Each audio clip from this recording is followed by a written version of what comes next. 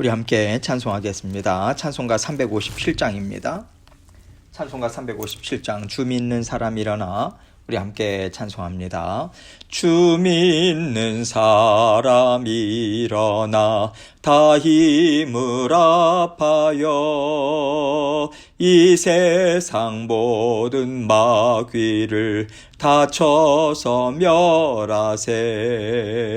저 앞에 오는 적군을 다 싸워 이겨라. 주 예수 믿는 힘으로 온 세상 이기네. 믿음이 이기네. 믿음이 이기네.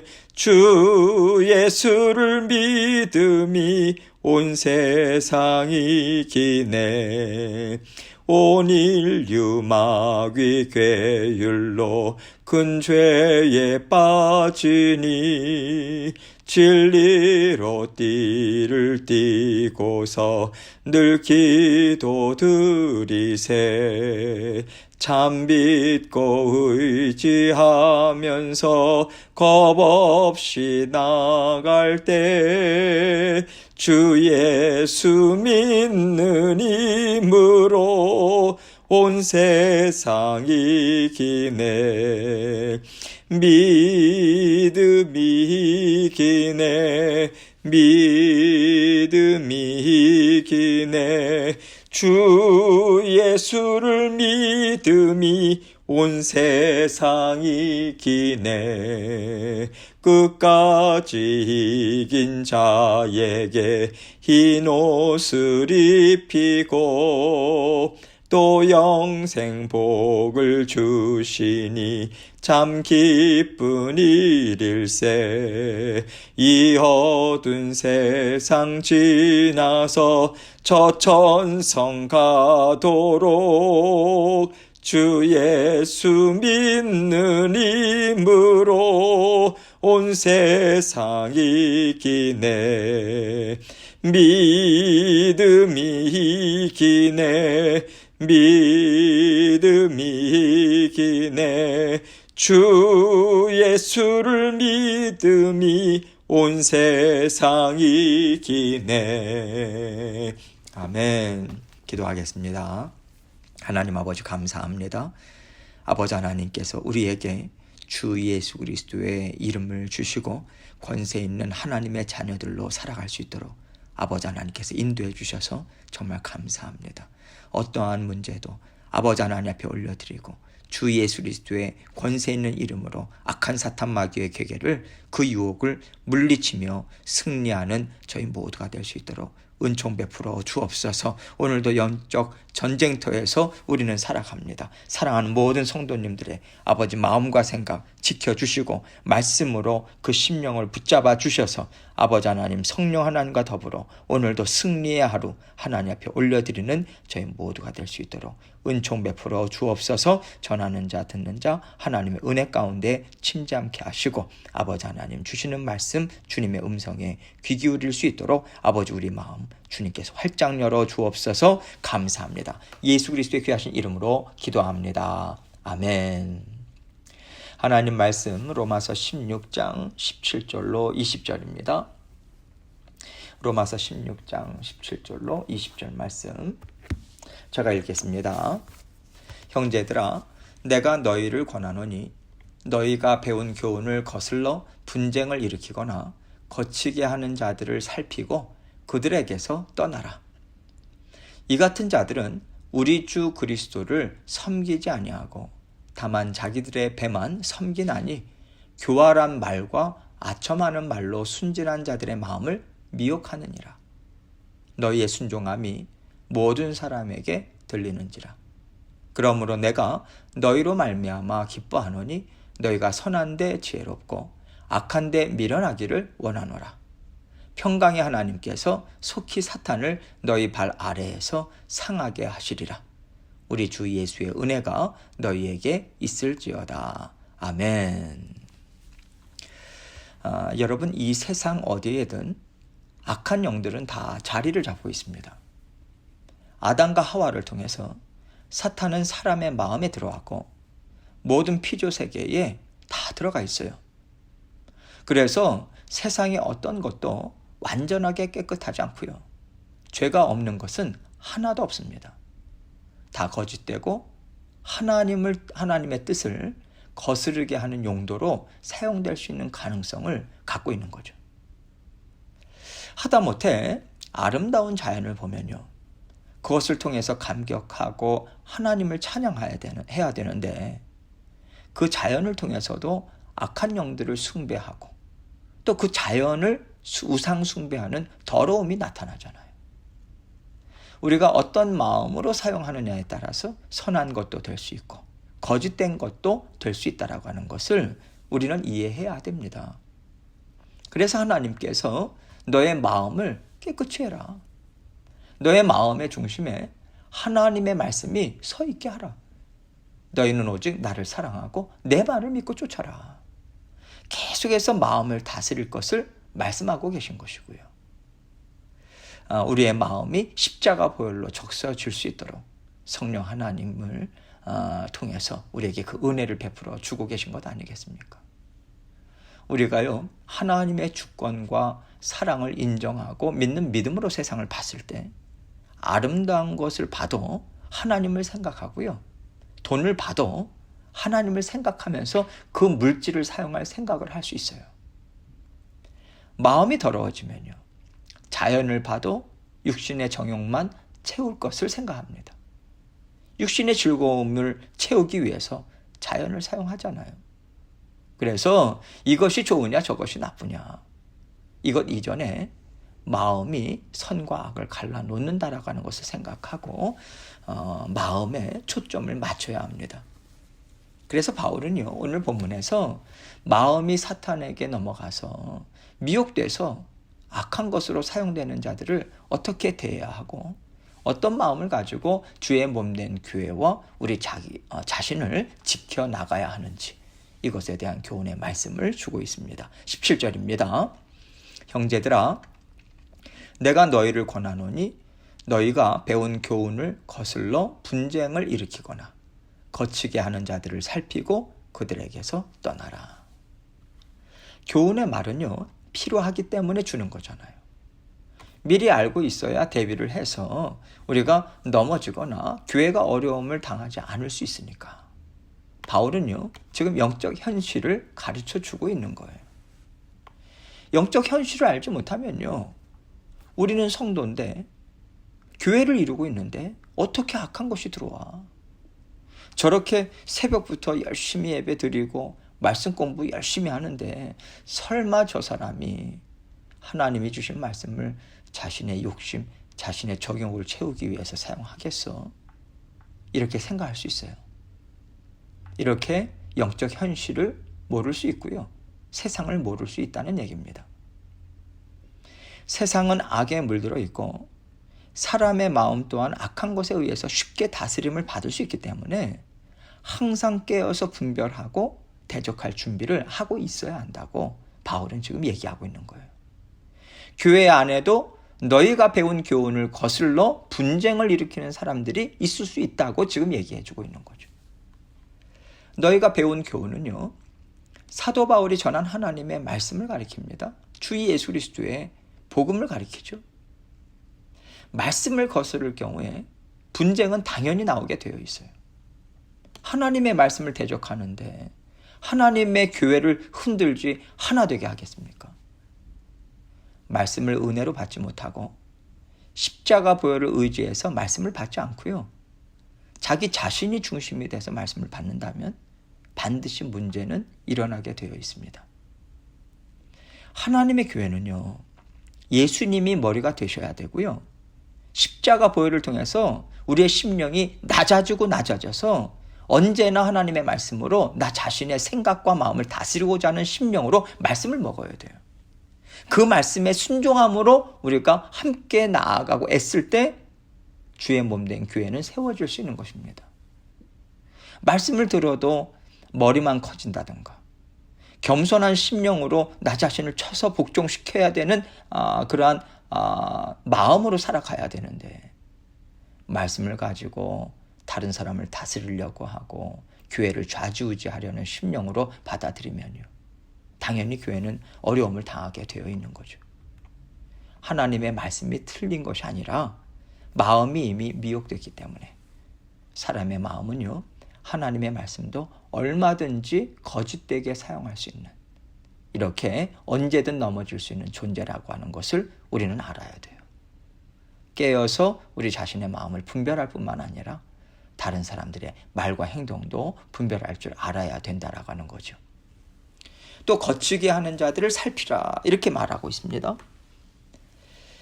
하나님을 사랑하고 하나님의 말씀으로 어떻게 해서든지 살아가려고 하는 자들을 자꾸만 넘어지게 하는 거예요. 왜냐하면 자꾸 옆에서 분쟁을 일으키거든요. 분쟁을 일으키는 목적은 오직 하나입니다. 자기 자신을 높이고요, 자기가 원하는 뜻을 이루고요, 자기의 이익을 위해서인 거예요. 분쟁을 일으키는 것에 유혹이 되면요, 그 심령에 영적 전쟁이 심하게 일어나요. 그래서 말씀을 들으면 아멘으로 화답이 되고 참 달고 오묘한 말씀이다, 이렇게 받아들여지지 않습니다. 자꾸만 말씀을 의심해요. 왜 꼭 그렇게 생각해야 돼?